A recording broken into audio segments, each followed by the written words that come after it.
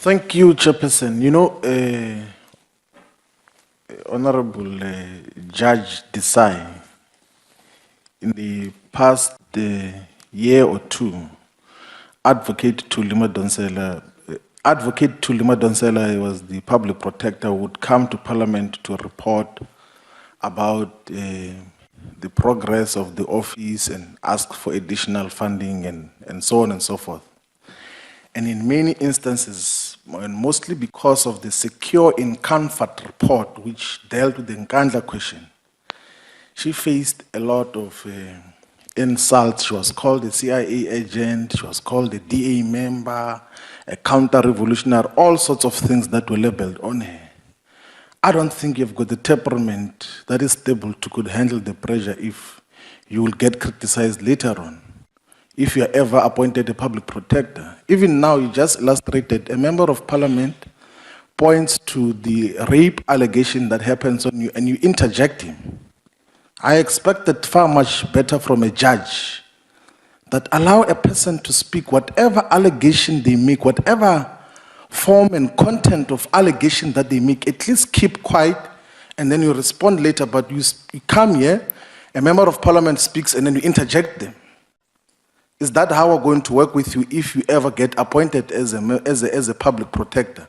I think that is a worrying point. You have identified in the questionnaire the challenges which you think are facing South Africa. You say it's crime, it's poverty, it's skills, and then it's inflated civil service salaries.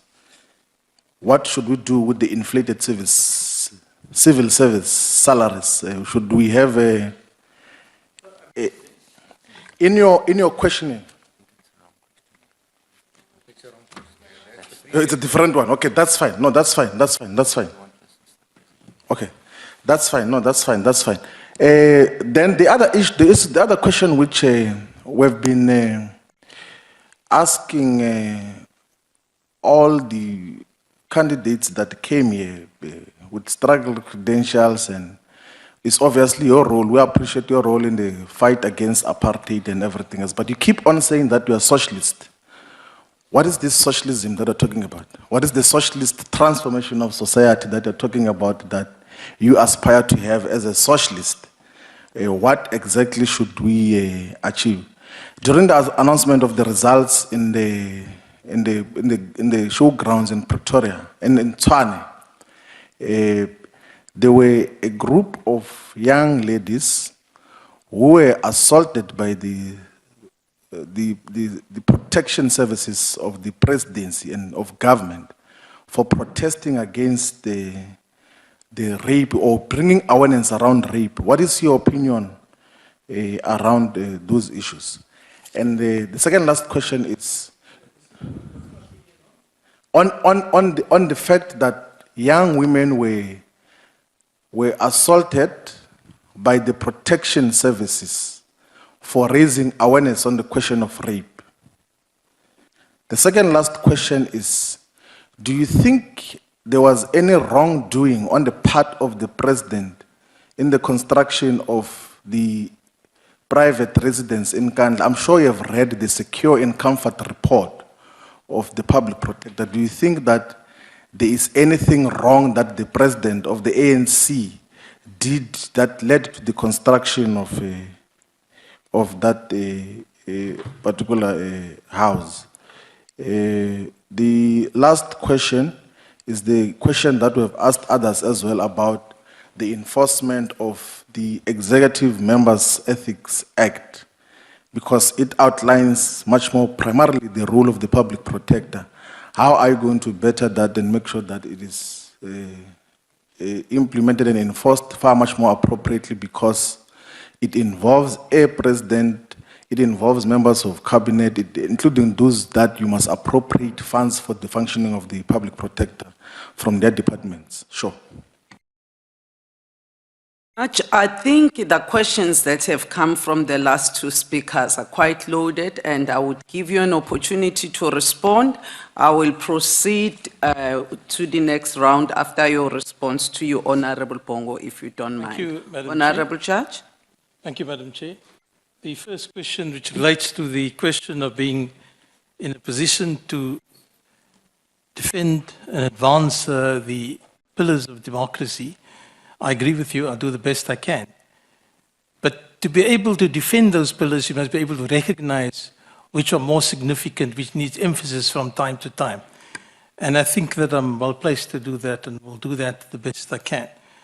One can't give an assurance that will in fact happen, but what the assurance one can give is that we'll do the best one can to advance all interests of the Chapter 9 institutions.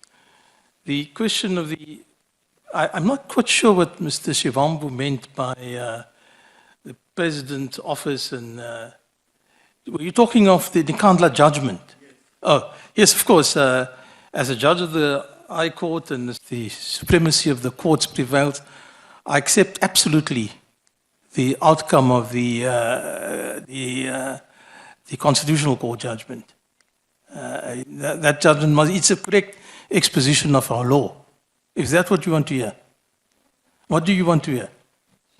Do you think there was any wrongdoing on the part of the president in all those? I'm saying that I assume that you have read the Secure and Comfort report of the public protector. Do you think that in all those happenings of Makanya and the Department of Public Works, do you think that there was any wrongdoing on the part of the president of the republic, or of the ANC, I mean to say? I accept that there was. There's quite clearly wrongdoing on the face of that judgment, and I accept that there was wrongdoing on the part of national government, certainly. The question of socialism, Mr. Nkandla, I raised that because of my own past. I did not grow up in the ANC. I mean, you may know that, you probably don't know that. If you're long enough in Cape Town, you know that many of us didn't grow up in the traditions of Oliver Tambo and so on. One is rooted in a history that goes far back, and it's a history of socialism. And I was schooled throughout my life in that way of thinking. I make no bones about it, I'm not afraid to say so. I'm actually proud of my past, the training I have in political thinking. That's why I may react strongly to people, which I shouldn't. I agree with you that I should not have reacted strongly to the gentleman who asked me. But you know, if you're facing this accusation day in, day out, and you know there's nothing you can really do about it, that you do react. And if you found that offensive, I agree with you. And I agree, and if I must apologize to the gentleman in the blue suit, I would do that. But, sorry? Honorable Van Dam, yeah. So I apologize for that. But you see, everybody is the product of his own life experiences. And in my case, I've lived intensely in the events that have occurred in South Africa, and I've been part of all these events for the last 5 decades. So I'm virtually alert to every nuance that occurs in the political life of this nation. I make mistakes,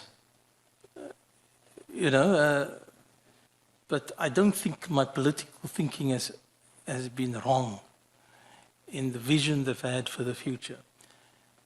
I think we still need to work out how the country develops and how we find a solution that's acceptable to all South Africans. But that is something which will lie outside, not my field as if I'm a public protector, but in other fields of human endeavor and human thinking. But what I do say this, Mr. Shivambu, is this, that if you look at the world today and say that's it, then it's a world without hope. It's a world without vision for any revolutionary thought. So I believe in that we need to change. That's why I talk of a ruling class. I talk of a system where they try to dictate to you a hymn sheet to determine how particular people should react. Independence in South Africa means independence from all of those adverse influences that occur from time to time. And if one can't do that, then take a walk. Don't try to be public protector. Because the next public protector is not going to have an Nkandla, which will define its role. The next public protector will have a sequence of events which may or may not make it a successful institution. And I said right at the beginning that we're working without precedents here. There are no other public protectors in the world. There are one or two ombudsmen in Norway and Sweden and New Zealand.